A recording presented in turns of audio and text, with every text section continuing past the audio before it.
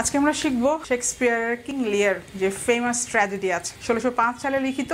King Lear is about family, authority, deception and real life consequences of bad leadership judgement. তো এখানে king লিয়ার তার সয় সম্পত্তি সব ভাগ করে দেয় তার মেয়েদের মধ্যে বেসড অন ফ্ল্যাটারি, মানে কে কত প্রশংসা করেছে সেই অনুযায়ী কিং লিয়ার হচ্ছে তার পোর জাজমেন্টের কারণে সে ভাগ করে দিয়েছে সয় সম্পত্তি। এবং Cordelia the most loyal daughter, এই কর্ডেলিয়াকে ডিসইনহেরিটেড করে দেয়, এই কর্ডেলিয়াকে কোনো সয় সম্পত্তি দেয় না। কিন্তু কিং লিয়ার যখন বুঝতে পারে যে এই পরিণতি, তখন কিন্তু কর্ডেলিয়া বাঁচাতে আসে কিন্তু বাঁচাতে পারে না, আলটিমেটলি কিং লিয়ার মৃত্যুবরণ করে। তো এখানে কিন্তু একটা ফেমাস কোট আছে যে হাউ সার্পেন্ট টুথ, মানে সাপের দাঁতের থেকেও বিষাক্ত হচ্ছে একটা থ্যাঙ্কলেস চাইল্ড। তো এই কোটটা কিন্তু ভেরি ফেমাস, আপনারা দেখে নেবেন, প্রিলিতে কিন্তু আসে।